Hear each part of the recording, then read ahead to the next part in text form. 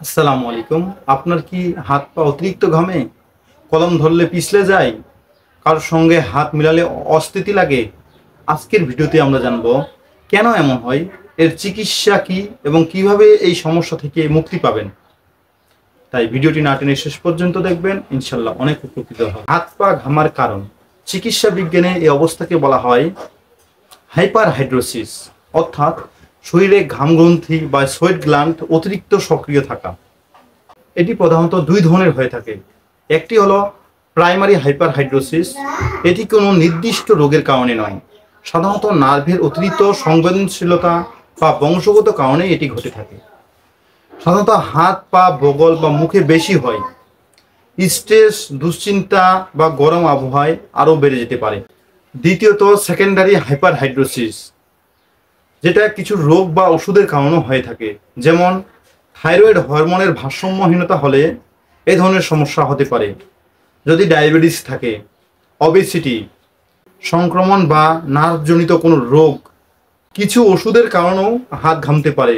যেমন anti depressant drug, insulin, এ ধরনের ওষুধগুলো। এর প্রতিকার ও চিকিৎসা কিভাবে করবেন? এর চিকিৎসা ও পদ্ধতি কিছু যত্ন রয়েছে।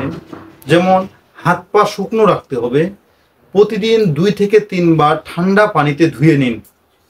অ্যালকোহল ভিত্তিক অ্যালুমিনিয়াম ক্লোরাইড ব্যবহার করুন। সুতি মোজা ও খোলা জুতা ব্যবহার করুন। স্ট্রেস বা মানসিক চাপ কমানোর চেষ্টা করুন। মেডিকেশন, ব্যায়াম, যোগা করতে পারেন। এর চিকিৎসা পদ্ধতি আমরা কিছু topical antiperspirant cream, aluminium chloride hexahydrate, botox injection বা হাত বা বগলে ঘাম গ্রন্থি সাময়িকভাবে বন্ধ করতে পারে। কিছু ওরাল মেডিসিন ব্যবহার করা হয়ে থাকে, অবশ্যই চিকিৎসকের পরামর্শে ব্যবহার করতে হবে। গুরুতর ক্ষেত্রে কিছু সার্জারি করা হয়, যেটা বলা হয় ইটিএস, যেখানে ঘাম গ্রন্থি নিয়ন্ত্রণকারী নার্ভ কাটা। অবশ্যই কিছু সতর্কতা অবলম্বন করতে হবে। কখনো ঘাম বন্ধ করতে ওষুধ নিজে শুরু করবেন না। অতিরিক্ত ঘাম যদি হঠাৎ শুরু হয় বা ওজন কমে যায়, মাথা ঘোরে বা বুক ধড়ফড় করে, তাহলে থাইরয়েড বা ডায়াবেটিস টেস্ট করান।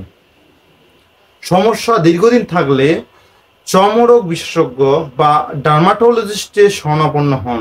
অতিরিক্ত হাত ঘামা লজ্জার কিছু নয়, এটি একটি চিকিৎসাযোগ্য শারীরবৃত্তীয় অবস্থা। সময় মতো চিকিৎসা নিলে এটি ভালো হয়ে যায়। সময় মতো চিকিৎসা নিলে জীবন একদম স্বাভাবিকভাবেই চালিয়ে নেওয়া যায়। আজ ভিডিওটি এই পর্যন্তই। আরও স্বাস্থ্য বিষয়ক টিপস পেতে আমাদেরকে কমেন্ট করুন, আর ভিডিওটি ভালো লাগলে চ্যানেলটি সাবস্ক্রাইব করতে ভুলবেন না। আল্লাহ হাফেজ, ভালো থাকবেন, সুস্থ থাকবেন।